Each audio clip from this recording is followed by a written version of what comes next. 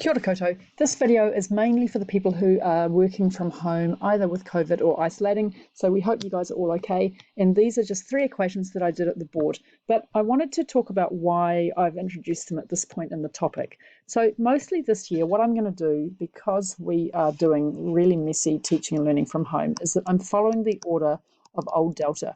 Now, the Old Delta textbook is fantastic for trig, but it does things in a particular order, and it leaves all the equation solving until quite late in the piece. So you'll see in Old Delta chapter 5, we start out with a whole lot of stuff on graphs and a little bit of transformations of those graphs, and then we do the reciprocal trig functions, and then we do a whole lot of work with identities. I really like doing the identities stuff early. It's just that I want you to already have one eye on how we can go from the identities and the proofs into using those identities to solve equations. So here I've just pulled out 3 pure 3 textbook equations. So these come from exercise 3A in the pure 3 textbook. And it's about learning what to spot as a strategy.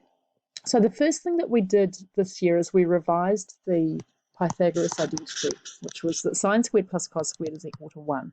And we saw, even before we got to the reciprocal trig functions, that if I divide everything through by, first of all, by cosine squared, I generate tan squared theta plus 1 is equal to sec squared theta. Right, so that's a very useful relationship. Then the next thing that I can do is that if I start with this and I divide everything through by sine squared, then we get 1 plus cot squared theta is equal to cosec squared theta. Okay, so that's the second one. So let's now take a look at the 3 equations up here and see what the issues are. Well, whenever we're solving a trig equation, it's really good if we have all of one trig ratio. So this one here has got sine x here and cot x here. So yuck, we don't want to do anything with that. The only thing we can really do here is we're going to replace the cot of x with cos over sine of x. In this next one, though, we've got sec squared of x here, and we've got tan of x here. So in this one, we're going to use a Pythagoras relationship. So spotting squared terms often means that we can do something with an identity. And in here, that 2 is very much not tan of 2 theta, but tan squared of theta. We're going to take this one, and we're going to substitute it into here. And for the last one, we've got cos of x is equal to sec of x, so we're going to replace this with 1 over cos of x. Now, please don't hang up or stop watching the video, but I do want you to pause it and now try and work through those as far as you can, and I want you to find the solutions that are in the domain x between 0 and 360 degrees. So I'm going to be nice today, and we're going to work in degrees, not in radians. Okay, so pause it, and then I'm going to quickly go through those 3 equations. I'm going to start with this one, and then do this one, and then do this one. Okay, so let's take a look at what we've got here. So we've got 3 sec squared x minus 10 tan x is equal to 0. Replacing this gives us 3 into tan squared x plus 1 minus 10 tan x is equal to 0.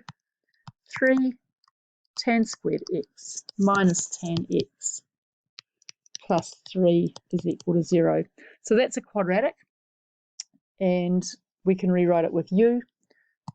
3u squared minus 10u plus 3 equals 0.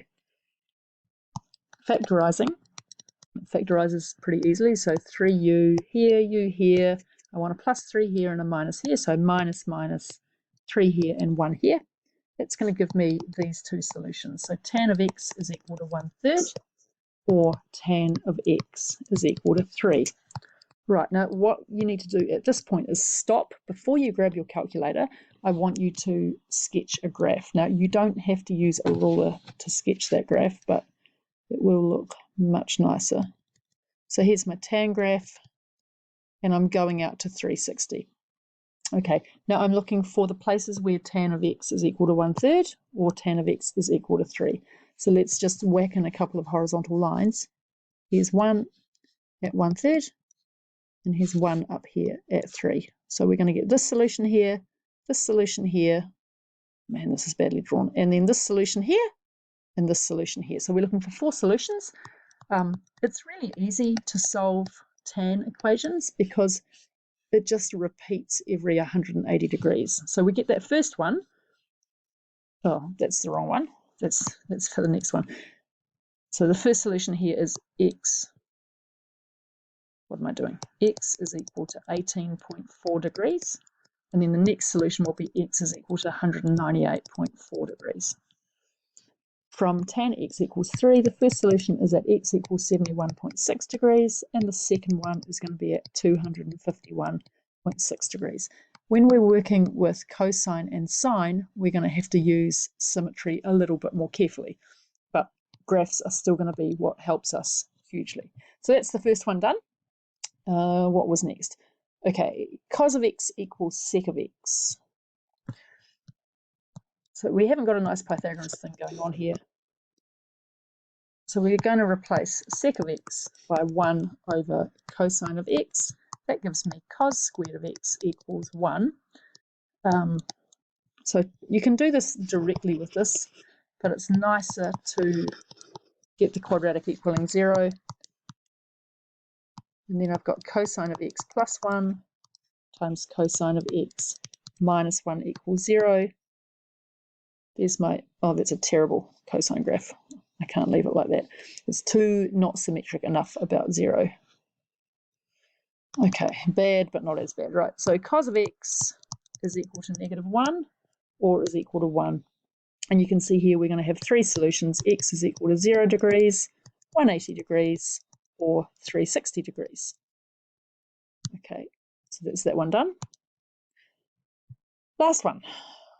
Where are we? Right, 2 sine x is equal to 3 cot x. So same idea.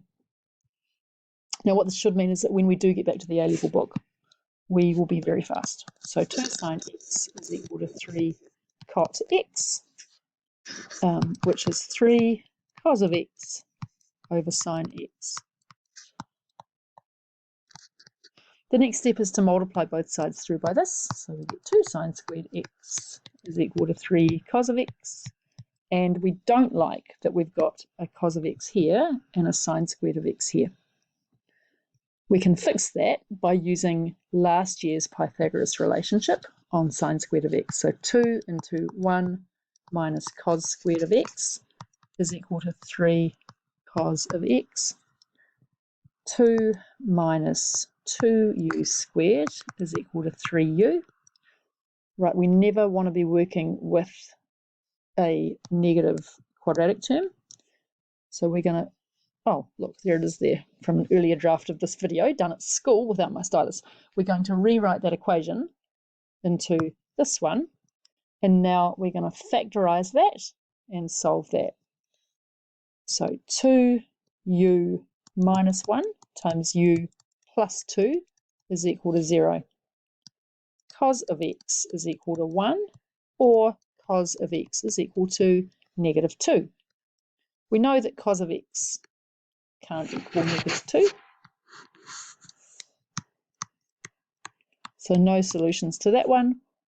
Cos of x doesn't equal 1. Cos of x equals 1/2. Right, now, looking at this graph and thinking about my special triangles, here's, that's a very not special triangle looking triangle. Hang on. 1, √3, and 2. When will the cosine be 1/2? Well, the first one will be at 60 degrees. And then the second one by symmetry is going to be back 60 degrees. So that's going in 60 degrees. And this is going in that way 60 degrees. My 2 solutions here are going to be x is equal to 60 degrees or 300 degrees. So just look carefully at that symmetry because it's going to let us build up to a thing called general solutions in about a week's time. And they are super cool. Okay, thanks for watching. I'm wondering if anyone's made it the whole way through 9.5 minutes. Please let me know if you have, and there will be some kind of like chocolate thing, I promise. Okay, bye.